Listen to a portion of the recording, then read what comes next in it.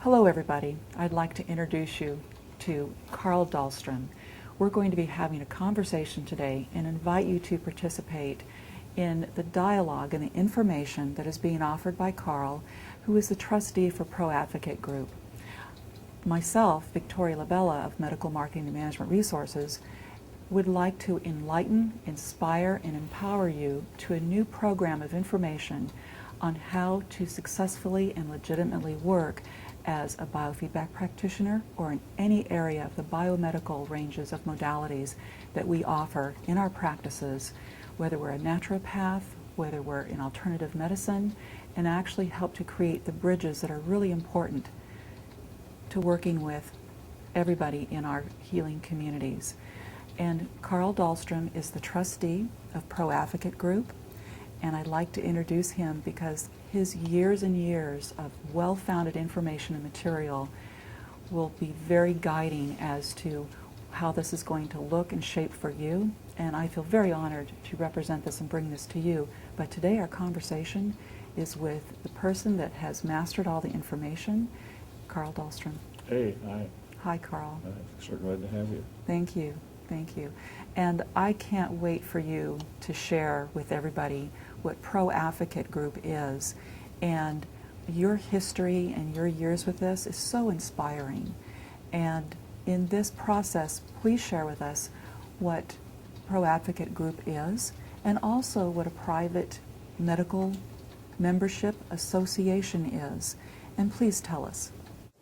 Okay, well, of course, I got started in this in 1973. I was out giving seminars on revocable living trust. And of course, everybody was saying, well, you're practicing law without a license, because I didn't have a license to practice law. Of course, I had a master's degree in physics and half of a doctorate, but that's still not a license to practice law, right? And so I actually then learned, a friend of mine told me, he said, well, Carl, why don't you look into associations? And I said, gee whiz, I've never heard of such a thing, but I will, I'll research it. Well, I found out that there's several Supreme Court decisions that say you have a right of freedom of association in this country under First and 14th Amendment. Okay, and you're outside the jurisdiction and authority of all state and federal agencies and law enforcement. So I formed an association then called American Law Association. So when I given seminars then, or getting people to do the kind of things that we were talking about in the seminars, they would become private members of that association. So I had formed a private legal membership association. Now, because the Supreme Court said in many of the cases that this concept of freedom of association is not confined to any field of human interest. So in 1994, we decided to say, well, hey, some of these licensed doctors, okay, or even unlicensed doctors, or groups that are using different alternative medicine techniques or maybe equipment that they're using in their medical practice, okay, would benefit by these private medical associations using the same concept but using it in the medical field, okay? And we did so, and we've had a lot of success doing that. So That's the thing that coming from the background that I've had is there's not enough understanding between the difference between the private and also the public. yeah, well, the Supreme Court says if you're going to do business in the country, see, one of the best kept secrets, I say, in the legal field is that there's a choice that you can operate your business in the public domain or the private domain. Now, if you're in the public domain, of course, you know what you have to face. You have to face all the registration, licensing, and regulation and so forth. Now, you might want to choose the private domain because, again, you're what? You're outside the jurisdiction and authority of all state and federal agencies and law enforcement. Now, that's not an absolute. Okay, if you're doing something in your association that's a clear and present danger of substantive evil, well, yes, they're going to come in and what? Investigate you and prosecute you. That's right.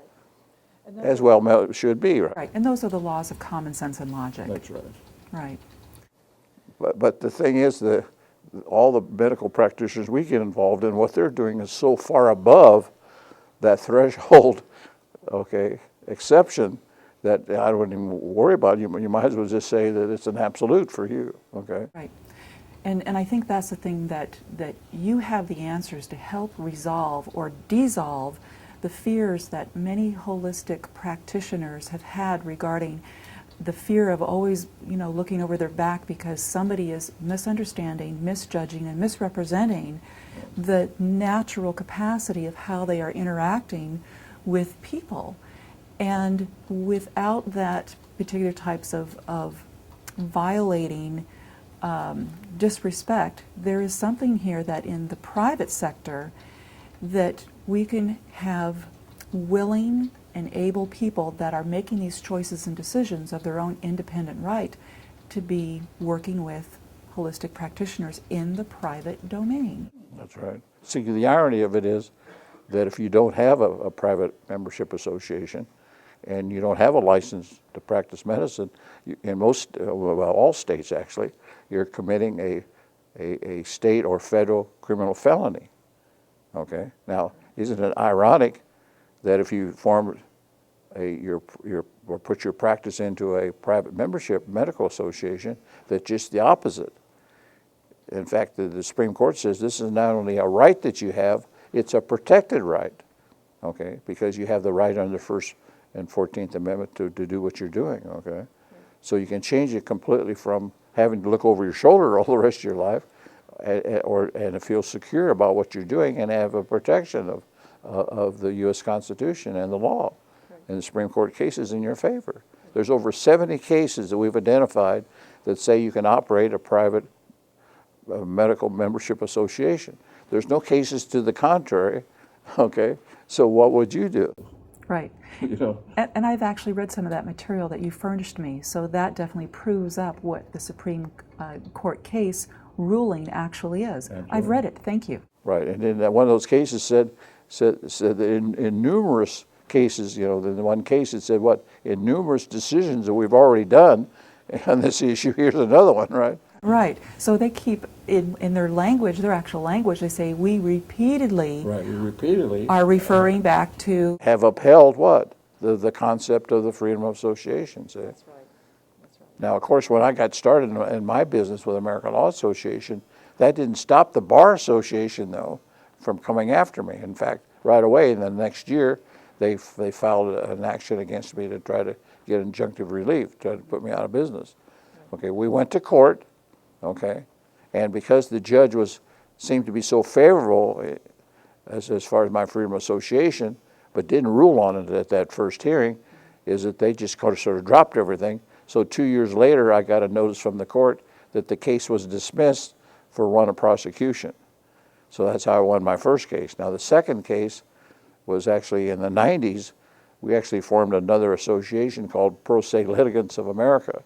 And that must have set the lawyers crazy because they thought we were going to take over the legal profession because we're going to teach everybody how to do everything pro se. Well, then they came after me again for injunctive relief. We went to court and they had a visiting judge. And the visiting judge said, you don't have constitutional rights in this state. There is no First and 14th Amendment rights. So you ruled against me, okay? And so they had an injunction. Did that stop me from doing my association work? Well, no. So after I kept continuing it, so they went back to court then and tried to file a motion to hold me in contempt of court and try to put me in jail, right? Mm-hmm. Well, now the regular judge is back again, okay? Mm-hmm. And they saw that the regular judge was going to rule in my favor, and not hold me in contempt. Right. So then they filed papers with it to remove the case or dismiss the case. See, they didn't want it to go to the law books. Right. And be a reported case. Because that would set a dangerous, for them, legal precedent, right? Right. But they still, in one way, were kind of identifying the legal precedent anyway. Absolutely, absolutely. Right. Now, a couple more times, they came after me just with a lot of, and with threatening letters and so forth, and it was just a lot of letters back and forth, and they finally dropped it, okay? Mm-hmm. Because we have all the arguments, of course, of all the cases. The book, chapter, and verse. See, we have the book, chapter, and verse to back up what we're doing, okay? Exactly. So you've had now how many years of perfect peace of being able to function as a private membership association in what you do? Well, there was an interim period there, but it was from about 1974 until 1994, I didn't have any problems. Right. There may be some letter writing back and forth. Right. And then from 94 to date, we haven't had any problems, okay? 1994. I think they finally gave up on thinking that Dahlstrom is doing unauthorized practice of law. See, I'm not doing unauthorized practice, I'm doing authorized practice of law in my private legal association under the private domain. And so that's the same way in the medical field, okay? They can say that that's unauthorized practice of medicine. No, it's authorized practice of medicine in your private medical association under the private domain. That's right. And that's the first time in your life, if you have a PMA, that you're able to say that. Because otherwise, you are guilty of what?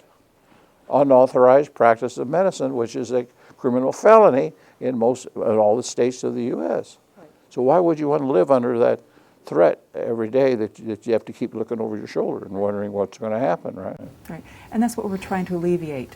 Absolutely. And it can be. That's the irony of it is what? Right. It can easily be eliminated, okay, in your life, in your practice. That's right. What's wrong with that? And basically, you've already been able, through all these almost 40 years, you've had the legitimacy of the experience of being able to carry on and do what you do and Absolutely. bring it to light. Yeah, because continuously, no matter what happened, we didn't interrupt our business one bit, even though we were attacked 4 different times. Right. 2 times we had to go to court, Right. 2 times a lot of letter writing, but we just kept doing what we were doing as a private legal association, right? Right. And you've been able to prove that because you've been on the front line. Absolutely. You already have been able to kind of break through some of those informational barriers that no one has been able to forge through. So you're bringing this well-defined, well-researched, well-experienced type of information then to everybody else that can also, as American citizens, we have the right then to continue to set up and work in our livelihoods of being holistic, natural, and other modality healers to continue our American right to have a private membership association and let our members really take an active part in their decision to exercise their rights as Americans as well to make this choice. For sure. Just like the precision herbs, okay? Yes, please tell us about that story. Well, that's really, it was one of the best cases we've got as far as a win, okay? Mm-hmm. Is that here's a company doing about $2 million a year in producing herbs, that they're even with their LLC in the public domain are telling people that, look, our herbs will help cure cancer even, okay? Mm-hmm. So they have been operating for a few years, but then the FDA decided what? Enough is enough, you haven't got the FDA approval, so what? So one day 6 agents swooped in their factory, shut them all down, confiscated all their products, told them that we're going to keep investigating all your books and records, and so forth and so on, okay? Mm-hmm. And so the owner, Dr. Overman, okay, of course, he's trying to find out what he's going to do about this, so he called 2 law firms, one in Washington, D.C. and one in New York, and said, look, the FDA has just shut us down, okay, can you help us with this? And these law firms told him what? Well, if the FDA wants to shut you down, guess what? There's just nothing we can do about it, okay? Oh, that's sad. Yeah, that's sad. So somehow they found out about Carl Dahlstrom, okay, and our association, ProAdvocate group. And so he called us up and he said, well, Carl, can you help us? So I said, absolutely. Okay. Number one is we're going to attack the FDA agents in the FDA for what they've done, because we know they haven't followed all procedures. They haven't even taken the oath of office. And so in fact, we have about 7 different things that we attacked them on. We sent them 7 different letters, in fact, okay? And within 3 weeks, they called up and said, we no longer are coming out there and investigating you anymore, all right? But in the meantime, we also what? Set them up as a private medical membership association. Mm-hmm. And we wrote a letter to the FDA before we did this, and we said, look, this is what we're going to do. We're going to have we're going to do this exactly the same thing as we were doing with the LLC. We're going to operate as a private medical membership association, and if you have any proper legal objections, you better tell us within 10 days or we're going to go follow through with this, okay? Of course, in 10 days we didn't hear anything, so they started up. Well, that was October of 2009, okay? Wow. And since then what? They've never even been contacted concerning the production of what? These herbs to cure cancer. Now, the irony of it is that now that they're a PMA, they can even advertise publicly what they're doing and feel good about it and be legal about it. Because even on their website, what do they say? That our members now of our private association in the private domain have taken some of these herbs and it's even cured cancer. Right. You see what I'm saying? And that's what we're looking for is a way to authentically legitimize the truths that we see. Absolutely. Whether we're practitioners, whether we are just consultants, and also the people that have been patients and clients and then now are becoming members then, Right. they want to have a voice and being able to speak up to say, we want to choose this and we want to have this available to us. Well, if nothing else, it gives them freedom of choice of these so-called former patients that now become what? Private members, and they have to sign a contract between the private member and the private association, okay? Now, they do give up some rights there, is that you're not protected by the public agencies anymore. So you're not under that public, situation. You're under the private contracts that you have in the articles of the private associations. Right.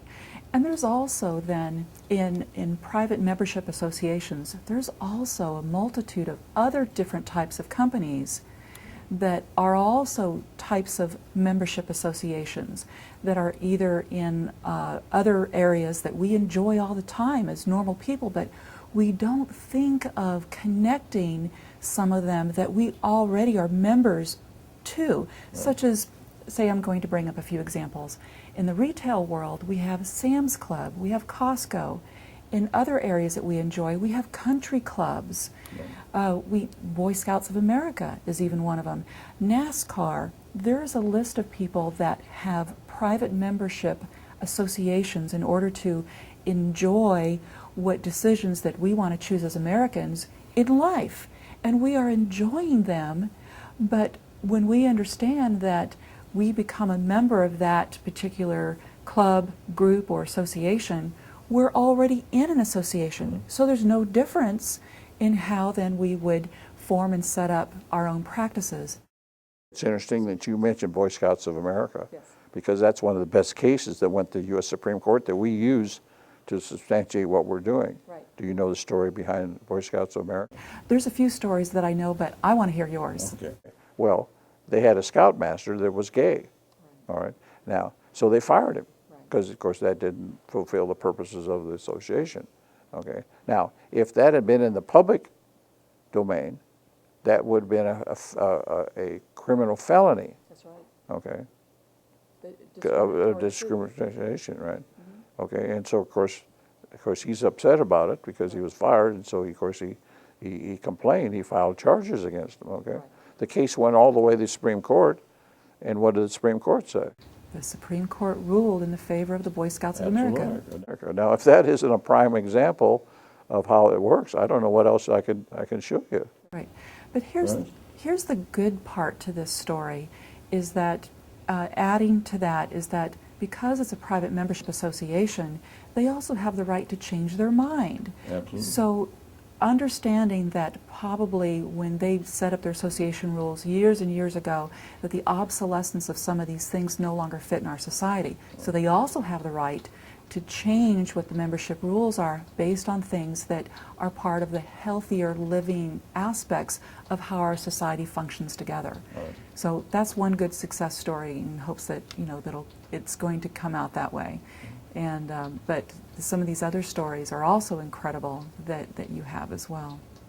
Well, one of the best, I think, was down at Boy Scouts of America, one of the associations that we set up for we call him doctor because he's not a licensed medical doctor, but he's a PhD medical researcher, has a PhD from a university.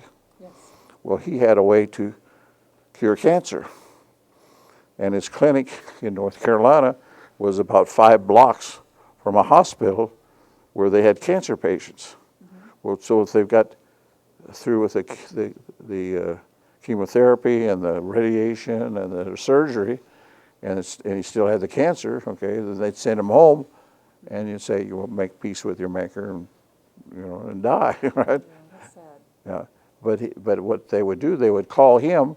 He would go down there with a gurney, okay, take him back to his clinic, and 6 months later, what? They're out working in their garden, okay?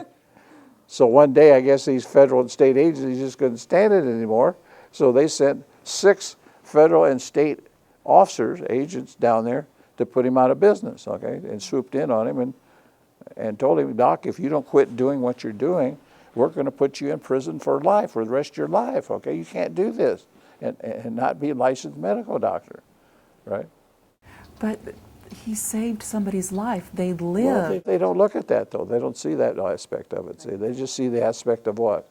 That he doesn't have his license to practice medicine. That's right. And in that state, that's a criminal felony, okay? Right. Well, with all this new information, these stories, we hope that they are becoming the new landmark decision-making systems that will actually show that the private membership associations really do work. So here I am, that's 1994, okay? Right. So 10 years later, I'm wondering, well, I wonder how that doctor's doing, that PhD doctor is doing in North Carolina, because he's never called me in 10 years. So did they kill him or put him out of business, or he's in jail, or where is he? So I called him up, and he said, oh, well, everything's fine, everything's working out. Well, why don't you call me once in a while and let me know what's going on? See, because I only get called when? Yeah. When they come back in. When something's wrong. When something's wrong, see. But obviously you did something so right that's a success story that all of us want to have. So another 10 years later, almost, 2013, guess what? Still hadn't called me again, so now we got nearly 20 years that he's been operating with in the public domain, what? They were going to put him in prison for life. Yes.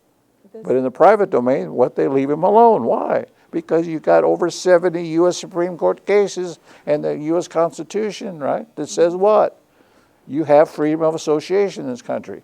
Now, there's another aspect to this that is icing on the cake is what? That the Fifth Amendment due process clause says what? Well, have you been reading your Constitution lately or not? You better start reading it because there's an important part in Amendment 5, right? Which says what? It's the right of freedom of association and the liberty of those rights that have been upheld in the cases of Myers versus Nebraska. Absolutely. So in the due process clause of the Fifth Amendment, which says life, liberty, or property cannot be taken away without due process, guess what? What is the definition of liberty? Well, read some of the things that the U.S. Supreme Court tells us what liberty is. I think you have a list there, don't you, or not? Yes, I do, and I'm really proud to read it because these are the things that sometimes we accidentally take for granted, but they're so powerful. Right. And so such as the freedom from bodily restraint. Okay, that's a liberty we have under the Fifth Amendment due process. Okay. That's right. And also the right to create individual contract. Right.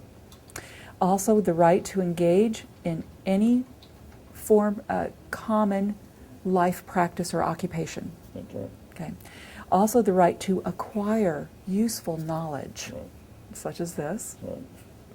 Also the right to marry. Right. Also the right to have children and raise children. Right. Also the right to worship God according to what dictates of that person's own consciousness. The right to enjoy these privileges have long been recognized as common law, as being essential to the orderly pursuit of happiness by free men. Now, if a state or federal officer, agency officer, came in and said, you no longer have some of those rights, what would you do? Oh, I would feel that was so un-American. Well, you ought to be outraged, right? Absolutely, yeah. Okay. So read us another right that we have under what? The Liberty Clause of the Fifth Amendment. What's another right that's in that same list? The right of freedom of association. Oh, you got to be kidding, really? It's right there. I mean, that's equal to, in that same company, as those other rights and liberties we have in this country?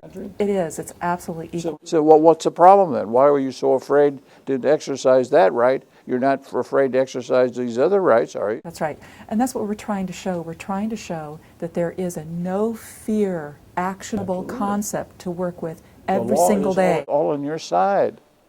Show me something to the contrary. That's right. See, that's a problem, that throughout those 40 years, most lawyers, say this won't work, So don't waste your time, money, and energy going to your lawyer because he's going to say, no, it just doesn't work, Well, he doesn't know, okay? Right. But the point is, see, I challenge them and say, give me the book, chapter, and verse of one case, okay, where it didn't work. Now, they must not like me very much because they never contact me and tell me what that one case is. That's true, because there isn't any. That's right, because there isn't any, okay? And that's the naysayers, okay? They'll say it doesn't work, but they don't have any basis for it. Right. But you say it works, but you have what? You have over 70 U.S. Supreme Court book, chapter, and verse that says it does work under freedom of association. So why would you not do it? That's right. So we need to create the action and create the membership association so we have those freedoms. Absolutely. We have them all. We take all of them just about for granted anyway. Absolutely. So if we actually then create the actionable part of merging that into our everyday practices of what we do for everybody else, there's no reason not to. Right. So now you can say what? We operate under freedom of association under what? Under 1st, 5th, and 14th Amendment of the U.S. Constitution. It doesn't get much better than that, right? There is another layer of description about the public domain and the private domain that really needs to be understood by everybody here. So Absolutely. Please. Absolutely. Yeah, because the court cases that define the public domain don't just say, well, the police power is in the public domain. They say it's only in the public domain. And it's limited to the public domain. So if it's limited to the public domain, what? They can't even think about what? Doing anything in the private domain. So you put yourself in the private domain where the police power itself can't even have any jurisdiction, authority, or legal standing, right? Right. Isn't that a good position to be in or not? Yes, it is. And if anything, for those, legalized officers that probably do and don't understand, when they're being called upon to, enforce some sort of undue process on a medical clinic or a practitioner's clinic, they have no legal bearing to do so, especially if it's a private membership. That's why we have a little sign that we tell our members to put in their window that says what? We are a private medical membership association. And the thing is that we have people that tell us, or members that tell us, that they've had agents come to their door, and when they read that, they turn around and go home. That's right. You shared a story with me at one time where the practitioner actually had almost a conversation to almost like educate the officers with their badges about the private membership association being based off the First and 14th Amendment, and they very kindly and gladly shook hands and walked away. That's right. Yeah. Yeah. In fact, that was even in the securities field. They used the private association to use the membership fees as a type of security offering, which would be outside the jurisdiction, so they wouldn't have to register securities, and you have to be a broker-dealer to even sell the security, right? Right. It was Homeland Security then that had a file on this, and they thought, well, here these people are doing all this, raising money and doing all kinds of things. We better investigate and see what they're doing, okay? Well, after they came and they told them that they're operating this private membership association, they closed the file and said, well, we think that you're doing a great thing, and then they closed up and went home. Right. So what's wrong with that? Right. Now, that's a really important point that you've touched on as well, that there are other really a wide branch of membership associations that are working in other different types of related industries. That's right. And are very successful in doing that. And you've proved that as well. The association participation is really open to so many aspects of our industries here in America and also in other countries, as I understand. Right. But also, there are even like if somebody were to question this from the legal standpoint, and the two things that, from my understanding with you, is an attorney would probably say, oh, that doesn't work. But then again, you have many attorneys that also could take advantage of the PMA. Right. In fact, those are those NAACP cases, is that the NAAC hired attorneys. Okay. Right. Well, then the Bar Association tried, and the Attorney Generals tried to even charge the attorneys with a criminal act, because in that state they had laws against what they call barratry. Okay. Well, barratry is a criminal offense, but the U.S. Supreme Court ruled what? The attorneys that are working for the NAAC, one of these membership associations, right? Right. is that there is no barratry violation Right. because they're members of the association. That's it. And they were And of course, another thing is that they went crazy on was that, see, the Bar Association doesn't want attorneys to be supervised by laymen. Well, in the NAACP, they were they were hired by laymen, people in the association, right? And they said, well, you can't do that. That violates the bar rules. Well, see, we're outside the bar rules, right? Right. And so the Bar Association couldn't do anything about that either. Right. Because they tried to take their license away from them then, see? Because you're sharing fees with what? With a layman. To see, you can't do that as an ordinary lawyer. Well, you could do that, though, if you formed a PMA and you could do things in your private legal association with laymen. And that made it completely to function legitimately in the legal realm of the information Absolutely. that is everybody's right to acquire useful knowledge. Absolutely. So even the lawyers can take advantage of the PMA if they wanted to, see, right. instead of acting like it's going to ruin their legal profession. Right. And you already know many attorneys that actually have, I guess you might say, dual associations with their memberships, whether they're practicing the bar and also holding the PMA. Absolutely. Right. There's also medical doctors that do that too, right? Oh, yes, yes. Right. Yeah, there's one doctor in Houston that has a fairly large clinic. So he has two different offices, in fact. He has an office where he has his public practice, and then he has another office with over the door, it's the name of the PMA or the Private Membership Association. So it's which door you go in, depending upon you're in the public domain or in your private domain, right? Right.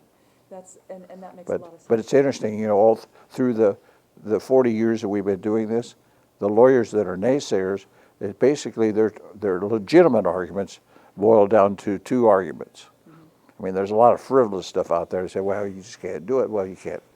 If they don't have any book, chapter, and verse, you just discard that.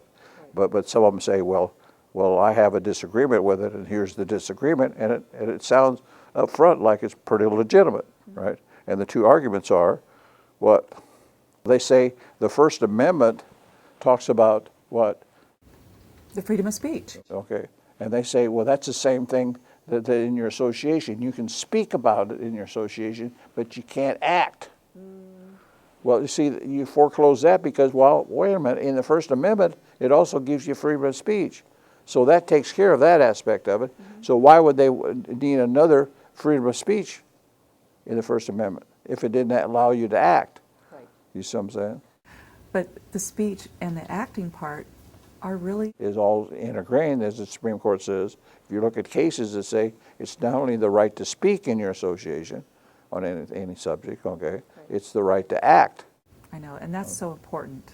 Okay, it's very important. Right. And then the other aspect is the old substance over form argument that says, well, you're just doing this, setting up the association to forego your compliance with the law or the statute.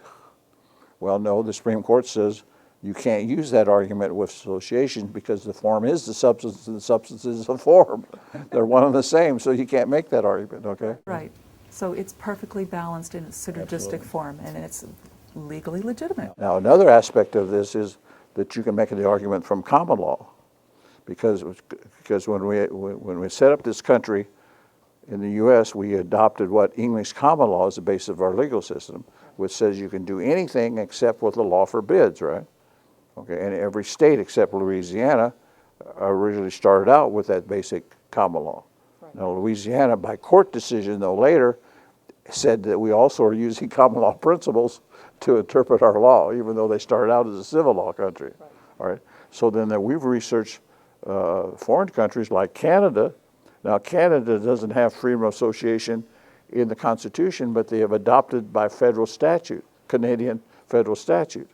And there's a good court case in Canada where a private membership association was challenged by the government agency, Canadian agency. Okay, they won the challenge. They overcome the challenge. But it's interesting to note that in the argument that the private association made, they used the same Supreme Court decision in the U.S. that we used to protect our association.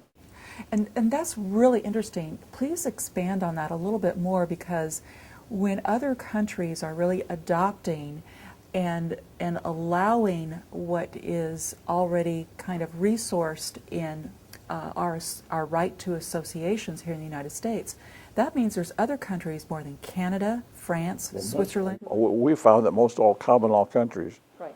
will recognize a freedom of association like Canada. Okay. Now the other ones you have to kind of research on a case-by-case basis because there's some that are not that friendly. Right. Like France, for example, we found out that they say, well, we have freedom of association, but anything that goes against the government, okay, well, then they would not agree with. Okay. And that needs a little bit more description on how that would work out for an association there. Well, the other part that was really interesting is that there are also, in understanding the difference of the common law aspect of things, goes all the way back, and this is something that's kind of close to my heart, and understanding that our founding fathers originally started this country with the aspect of our country working and functioning and living as new American citizens in the private domain. Those freedoms in the private domain were in separation of the so-called, English public domain that we're trying to, be part of the ruling aspect here. So our founding fathers, this is why the First, the Fifth, and the 14th Amendment are naturally strong and secure in supporting the fact that when we started our country, it was mostly under the direction so we can be privately independent as functioning new Americans. This is why this has been upheld since the very beginning. This is, once again, another layer in the piece of authenticating this information of why we have the right to assemble in association. But the irony on that is that you don't even understand the right of privacy at the level of the association. You realize the right of privacy, the U.S. Supreme Court says that an association has, is way above the public definition. That's right. The private domain definition is that even a court action discovery cannot get information from a private association. Now you tell me what's better than that as far as privacy. I know. Even if they file a lawsuit, which normally in a lawsuit, in the public domain, they get discovery, right? Right. And you can't fight that really because there's very broad discovery rights. Right. In the private domain, they don't have those rights of discovery at all against your private documents and members of your association. That's right. And So privacy doesn't get much better than that, right? that's right. But you have that only if you what? Form a Association. private association. Right. And here's the other good thing in kind of bringing this back into a little bit more. You mentioned it in the very beginning. The part of this that is legitimized in the common sense and logic of this is that we need to make sure that our private membership associations are also in compliance with the things that do no harm to anybody. Oh, absolutely. Yeah. And to make sure And that's in your declaration of purpose, because what is your declaration of purpose? Well, you're there to heal, and in the medical side at least, right? right. And assist with medical problems, right? To try to get people back to health. And to make sure that we follow really the qualifying points of being good citizens and Americans by making sure we do not commit crime. Absolutely. An association under no way whatsoever will cover anybody that is operating any illegal activity to harm other people. So that's another really important point, to make sure that there are not those that want to stretch or bend what the association's purpose is for. Yeah, but another aspect of that, though, we were asked, well, what if my member dies? Well, even a licensed medical doctor has patients that die once in a while, because that's part of life, right? Okay, so you can't count that as something negative, because maybe you extended his lifetime longer than what normally would be, okay? Right. So that's not part of the definition, but I like, again, back to the definition the Supreme Court uses. Unless you're doing something that's a clear and present danger of substantive evil, okay, well then that's just something that you can do in your association. Right. Okay, it has to rise to that level then to even be questioned, right? And that's something we definitely hold exactly to the letter. That's right. Now, Carl, one of my favorite stories of yours, because this really addresses a large population of very good, successful, or successful yet to be, but entrepreneurial practitioners, no matter what the size of their practice is, that this particular story regarding the nutritionist is really important. Oh yeah, well, kind of interesting because this guy claimed as a nutrition, he could cure cancer. So he had patients, okay, but he had to be so secret that he worked out of his basement. And so when you came to his basement for the treatment or for the counseling, he had a special code thing on the door that you had to punch in certain code numbers in order for the doorbell to even ring. Something like a secret knock. Yeah, yeah. Okay. And of course, he couldn't advertise, of course, and of course he couldn't say anything about healing or diagnosing or anything to anybody other than his patients. And I think he even tried to give disclaimers on that. Well, I asked him, well, how are you doing? Well, the guy who's just barely surviving, he's making about $25,000 a year. Okay. Well, I got him convinced finally to do it as a PMA. So then he's advertising on the internet, okay, a website, and he's saying, well, members of my association now, okay, have been cured of cancer using our nutritional counseling, okay? All right. So I called him up about a year and a half later to just find out how he's doing, because they never call me, of course, if they're doing good, right? Only if they have problems, right? All right. And so he said, oh, wow. He says, I'm making about the equivalent of $150,000 a year now. I said, you got to be kidding. Yeah, you see? So all these practitioners out there now that want to stay in the public domain, they're starving to death, but you don't have to. Okay? You can start making good money doing what? Operating your practice in the private domain and be able to tell the whole world what you're doing, right, with immunity, right, and with protection. So what's wrong with that? So you can make more money and feed your family, okay? You see what I'm saying? And that legitimizes the practitioners that are actually very good, and they're trying to share the word and spread the word, and because they're already doing something already very well and very good anyway. But they have to be so secret because, he could be charged with what? In the private domain, he could be charged with unauthorized practice of medicine and go to prison for it, okay? That's why he had to be so secret and be so careful. Yeah. How can we get practitioners to stop that type of fearful thinking? Well, I think education is the answer to it, and knowledge, okay? I mean, the fact that if they would just start practicing in the private domain, and every day that goes by, and they say, hey, there's no federal agents knocking at my door, that's a success, okay? And then that grows from that, and after a while, they'll start realizing, hey, this thing may really work, right? I mean, when I first started American Law Association, I used to just thank the Lord that I could open my door and how I could still operate for a while, because I didn't know how these cases were going to turn out. I mean, I knew the Bar Association was bent on what, doing what? Put me out of business, right? So I just thought every day that I could open my door, okay, that was a win, that was a success. And after several years of being able to do that, well, then you realize what? Hey, this thing may actually work, right? It's been working for you for quite a while. That's right.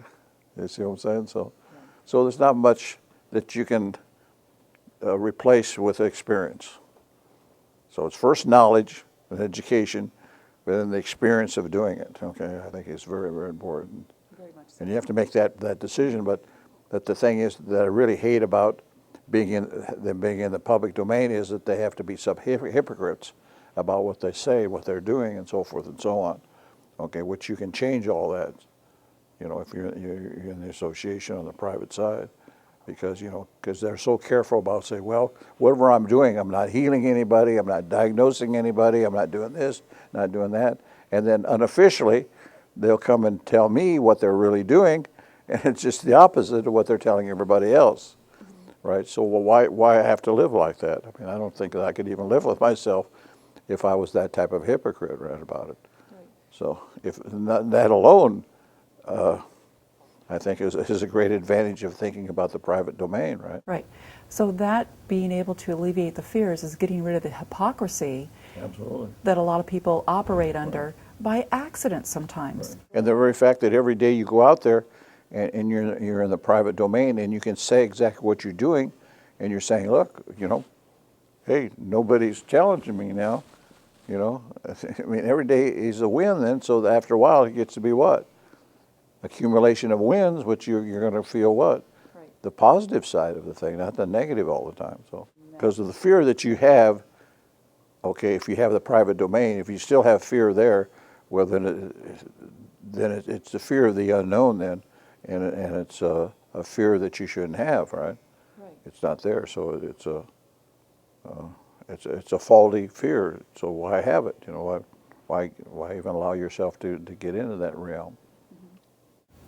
And that right there, I think, is something that's really important, because kind of helping to exchange this new process from the fear-based hypocrisies that have really kind of kept, and I'm going to say this the right way, they've kind of kept us polluted or lulled or stagnant into saying that we don't have the ability or the right to make this change and make a difference. That's right. But really, for myself, from the point of how I operate as a private membership association, it's really easy, because you have members then that come into your facility and they sign up anyway in intake paperwork that is very common to any doctor's office or any insurance company. It's the same style of joining the membership. So that way there isn't anything that's scary or different about it.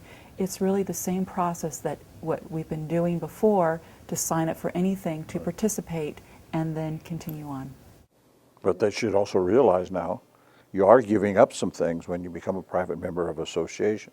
You don't have the protection of the public, of the health department, the medical board, the attorney general, and so forth. Okay, you have to rely upon the good graces of the association. So you have to check out the association, of course. But see, they're there for what? Usually for the real purpose of healing and doing good.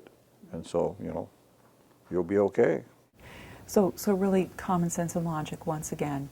Anybody that has their practice that is open and brings in membership, of course we want to treat everybody with the dignity and grace, and having a place that is safe, and also is a place that they can come for those treatments, procedures, and so on and so forth. So I think we're working really well on helping to kind of heal the hypocrisy of a lot of practitioners that really can make this change. That's right. Yeah. So. But the irony of it is too, though, that because you have the alternatives that are available, okay, is that keeps them from going to conventional doctors where they actually are harmed. I mean, we hear a lot of negatives on that side too. That people have died because well they had this radiation, or they had this taking these chemicals and so forth to cure cancer. Well, sometimes that doesn't work that well. And surgery, maybe they went to surgery and that didn't work either. So this is a way to treat that disease or whatever with an alternative that's maybe a lot safer. Like I tell the story about the doctor in Houston that uses chelation. Okay. Well, he had a patient come in that he'd gone to a conventional doctor and said, well, you need triple bypass surgery.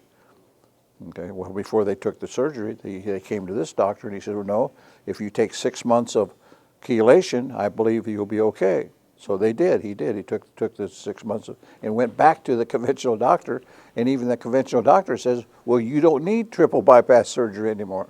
Okay, so where's the danger? Right. Was it with the conventional or unconventional?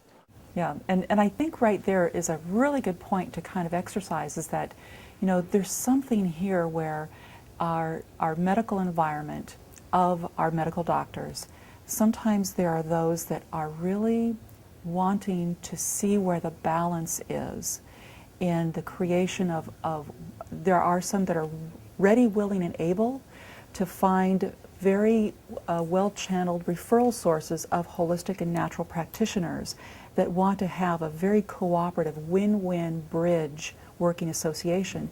But the irony of the whole thing is that we always wondered, well, why wouldn't that conventional doctor then find out what this guy had done to get the healing of his heart, so he didn't need bypass surgery? Right. But the unconventional doctor never got a phone call from the conventional doctor to find out what he did for him. So that tells you whose best interests are they involved in. right. The making the money of the surgery, the bypass surgery, or to make people well. And there's also another bigger part to that, is that, you know, we hope to open the doors of this particular type of association and relationships between one another, the allopathic community and the natural and holistic community, to say we're here to really work in a cooperative manner for one end result, and that is for the patient, the person, the human being. Okay.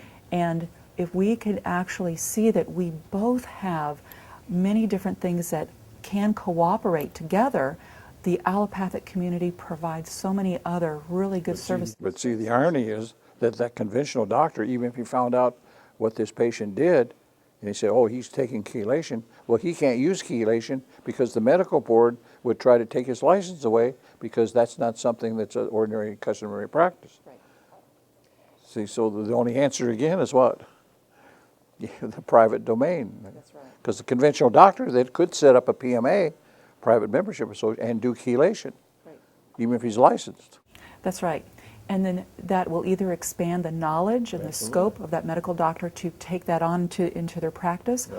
or it creates a new referral base then, but it's always for the benefit of the person. Absolutely. But here's the other thing, is our identification or choice, whether you're the patient, the client, or a member, it is your right to choose. But you're not given a choice, that's your problem though. And sometimes if you have a choice, you have to maybe travel outside the U.S.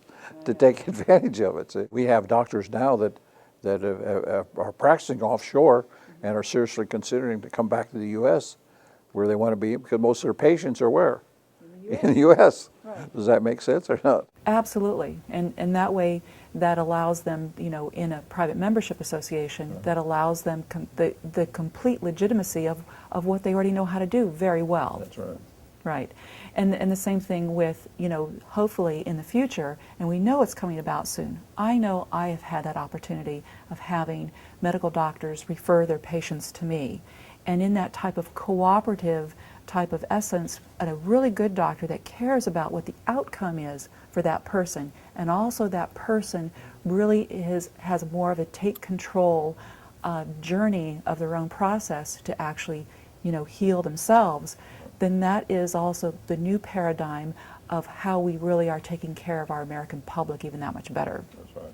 So in the bigger picture and the bigger scope of this is, if we unify all of what we have here to offer, there is no conflict of interest. What we have is so many methodologies, so many modalities. And medical doctors, I've heard them admit to me personally before that they don't go to school to learn the things that we learn. And what we learn, we don't go to school to learn what they learn. But there is a really beautiful part there where we understand the identity and the point of purpose of what we are learning together and what we have learned in the medical field and what they have learned in the natural field. There is a point of unifying our referral type basis to work together. And a lot of that still takes place with or without a private membership association, but especially works the best in order to make sure we relieve any hypocrisy issues or any fear-based issues. That can be done professionally, legitimately. The problem, though, that it is not solved unless you use a private association, is there are some cutting edge medical devices and technologies that I think could be increased more or researched more if there was a private association type thing utilized, okay? Right. Because they're still fearful. All these guys that are on cutting edge are all still fearful of the agencies coming in and doing something, okay? Right. And So- that also would be alleviated as well. That's right. With the private membership association. Right, because they could actually do more research and do more actual application of these cutting edge technologies without the fear again, okay? Carl, do you see this in the future as something that, with a bridge or a unified working resource together, that this would actually really cut costs and save monies with the insurance companies? I've had some doctors tell me that once they formed a PMA, okay, that they can charge about 1/5 of what they were charging before, okay, and that they can eliminate of course, they're now on a cash basis, but they eliminate all the paperwork, and they need a couple people, new people they have to hire in the office just to take care of all that paperwork and filings and so forth. Is that they think under a PMA they can charge about 1/5 the amount that they were charging in the public domain. But as a business operator, that seems to make sense. You can actually then, have less labor and less overhead by the people that just are the paper pushers. That these people that you say are not cash customers or clients, okay, or members, now if it was 1/5 the bill, they could probably pay the cash. Right. They can't pay the cash because you come at them with a $100 bill for one visit and you can charge 20. Well, they could probably afford the 20, right? That's right. And I think this is a huge new initiative to invite the insurance company. And then the irony is on that is that if you only charge 20, how many patients would he have? How many new members would he have? That's right. I mean, the members would be lined up out the hall down the street. Well, we've talked about so many things today, and we've had a wonderful experience with all this new information.